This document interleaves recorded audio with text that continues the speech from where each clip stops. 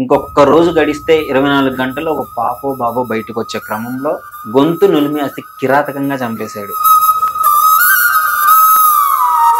ఒక్కసారి అర్థం చేసుకున్న ఆ తల్లి ఎంత వేదనకు గురై ఉంటుందో.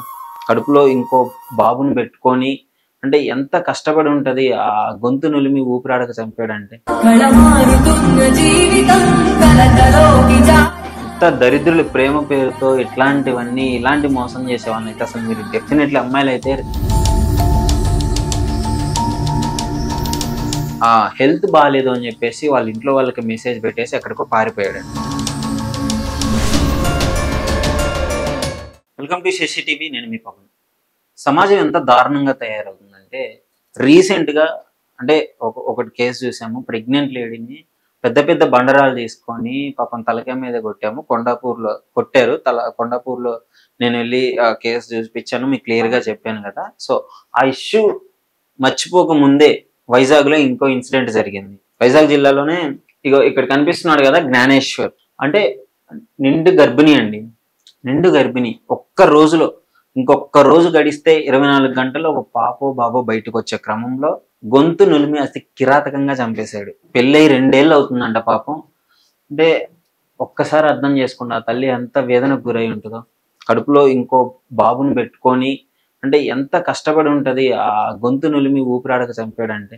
ఇంత దరిద్రులు ప్రేమ పేరుతో ఇలాంటి మోసం చేసే వాళ్ళని అయితే అసలు మీరు డెఫినెట్లీ అమ్మాయిలు అయితే రీసెంట్గా అసలు ఏం జరుగుతుందో అర్థం కావట్లేదు సమాజంలో. అంటే ఈ న్యూస్ చూడగానే లిటరలీ చాలా బాధేసింది. ఒక్క రోజులో ఒక పాప బాబో బయటకు వచ్చే క్రమంలో గొంతు నులిమి చంపేసి ఆ హెల్త్ బాగాలేదు అని చెప్పేసి వాళ్ళ ఇంట్లో వాళ్ళకి మెసేజ్ పెట్టేసి ఎక్కడికో పారిపోయాడంట. సో వాళ్ళ ఫ్యామిలీ అంతా వచ్చి చూస్తే చచ్చిపోయి పడింది. వెంటనే హాస్పిటల్కి తీసుకెళ్లడం జరిగింది. బట్ హాస్పిటల్కి తీసుకెళ్ళిన న్యూస్ చనిపోయింది. వాళ్ళ ఫ్యామిలీ అయితే ఒకటే కోరుకుంటుంది, మాలాగా అంటే మా చెల్లిలాగా ఎవ్వరూ బాధపడొద్దు. అనుష వాళ్ళ సిస్టర్ అయితే చెప్తుంది, ఎవ్వరూ బాధపడొద్దు, డెఫినెట్లీ వాడికైతే శిక్ష పడాలి. మా చెల్లికి జరిగినట్టు ఇంకా ఎవరికి జరగొద్దు, మా ఇంట్లో ఆడపిల్లకి జరిగినట్టు ఇంకో ఏ ఆడపిల్లకి జరగొద్దు, డెఫినెట్లీ వాడికైతే కఠిన శిక్ష వేయాలని చెప్పేసి వాళ్ళైతే కోరుకున్నారు. సరే ఎంత కోరుకున్నా అంటే ఒక్కసారి అర్థం చేసుకోండి, ప్రెగ్నెంట్ లేడీని ఈ విధంగా ఎలా చేయాలనిపిస్తుందో. అసలు వాడు మనిషా గొడ్డ లేకపోతే ఏం అర్థం కావట్లేదు. అంటే కొంచెం కూడా స్పృహ లేకుండా కట్టుకున్న భార్యని 2 సంవత్సరాలు కాపురం చేశాడు. అంటే ఎంత అర్థం చేసుకుని ఉంటారు ఇద్దరిని ఒకరినొకరు. అంత చేసుకున్న తర్వాత కూడా చిన్న చిన్న గొడవలు గొడవ కారణం కూడా ఏంటి అంటే చిన్న చిన్న మనస్పర్ధలు అంట. మరి వాళ్ళకి ఏమైందో ఏంటో తెలియదు, కానీ ఏం మాట్లాడుకున్నారో ఎందుకు గొడవ అయిందో తెలియదు. ఇంకా ఇన్ఫర్మేషన్ అయితే బయటికి రాలేదు. సో నేరం నేనే చేశాను ఒప్పుకున్నాడంట. ఎందుకు అంటే చిన్న చిన్న గొడవలు, మనస్పర్ధలు అవి పెరిగి పెద్దవయ్యి సో ఆ టైంలో అంటే నెక్స్ట్ డే హాస్పిటల్కి తీసుకెళ్ళాలని ఫోన్ కూడా చేసిందంట. ఫ్యామిలీకి ఫోన్ చేస్తే హాస్పిటల్కి తీసుకెళ్లారా అంట, లేదు రేపు తీసుకెళ్తా అన్నాడు అని చెప్పేసి అన్నారంట.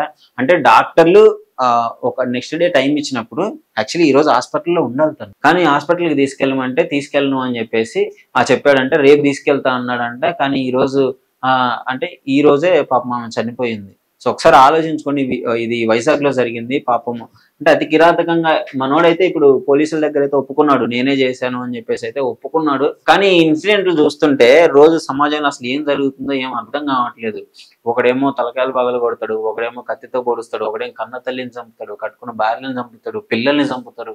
అంటే రీసెంట్ గా మళ్ళీ ఎప్పుడెప్పుడో జరిగినాయి కాదు, జస్ట్ ఒక 1 వీక్ గ్యాప్ లోనే ఇన్ని ఇన్సిడెంట్లు. అక్రమ సంబంధం పెట్టుకొనేమో ఒకటి పిల్లల్ని చంపిద్ది, ఒకడేమో కోపం వచ్చిందని చెప్పేసి నిండు గర్భిణి ఎగిరి తన్ని తలకాయలతో పగల కొడతాడు, వీడైతే గొంతు నిలిమి చంపేశాడు. అంటే ఇంకొక రోజులో బిడ్డ పుట్టిద్దనంగా. అంటే ఇలాంటి ఇన్సిడెంట్లు చూస్తుంటే అసలు సమాజం ఏమైపోతుంది, ఎందుకు ఇంత దారుణంగా తయారవుతున్నాడు. ఇష్టం లేకపోతే వదిలేయచ్చు కదా, కట్టుకున్న భార్య నువ్వు నాకు అవసరం లేదు అంటే అయిపోతుంది. డివోర్స్ తీసుకో, నీకు అంత కష్టంగా ఉంటే కలిసి బతకడానికి డివోర్స్ తీసుకొని విడిగా బతుకు. ఈ మాత్రం దానికి ప్రాణాలు చంపుకునే దాకా ఎందుకు వెళ్తున్నారో నాకు క్లియర్ గా తెలియట్లేదు. మళ్ళీ ఒక్కొక్కళ్ళు ఏమన్నా చదువుకోలేదంటే మంచిగా చదువుకొని ఉన్నోళ్ళే, మంచి మంచి ఎడ్యుకేషన్ చేసిన వాళ్ళే, మంచి మంచి డిగ్రీలు చేసిన వాళ్ళే అన్ని చేసి కూడా మృగంలాగా ప్రవర్తిస్తున్నారు. సార్ అసలు మీకేమనిపిస్తుంది ఇలాంటి ఇన్సిడెంట్ జరుగుతుంటే? అంటే నాకు చెప్పేదానికి కూడా చాలా బాధగా ఉంది. ఇది చూసిన తర్వాత చూడండి ఎంత చక్కగా ఉందో. ఒక్క రోజులో ఒక చిన్న హెల్దీగా పాపో బాబో వచ్చే క్రమంలో చంపేసి మనోడు పరారైపోయాడు. తర్వాత పోలీసుల దగ్గర ఒప్పుకున్నాడు. సో ఇలాంటి వాళ్ళకి ఇలాంటి శిక్షలు పడాలి. అసలు మీరేమనుకుంటున్నారు ఈ ఇన్సిడెంట్ పైన? డెఫినెట్లీ అయితే కామెంట్ రూపంలో తెలియజేయండి. నేను ప్రతి వీడియోకి చెప్తున్నాను. మీ అభిప్రాయాన్ని తెలియజేయండి. ఎందుకంటున్నానంటే అట్‌లీస్ట్ మీకు ఒక అవగాహన ఉండాలి. ఇలాంటి వీడియోలు చూస్తున్నప్పుడు ఏంటి పరిస్థితి అని. మీ చుట్టుపక్కల కూడా ఇలాంటివి ఎన్నో ఇన్సిడెంట్లు జరుగుతుంటాయి. వాటిని జరగక ముందే ఆలోచించుకొని వాళ్ళకి అట్‌లీస్ట్ వాళ్ళకి చెప్పగలిగే నాలెడ్జ్ అన్నా మీకు ఉండాలి. అట్‌లీస్ట్ ఇలాంటి వాటిపైన రియాక్ట్ అవుతే మీకంటూ ఒక అవగాహన వస్తదని నేను చెప్తున్నాను. సో, డెఫినెట్లీ కామెంట్ రూపంలో అయితే తెలియజేయండి. వీడియో చూసి అలా వెళ్ళిపోబాకండి.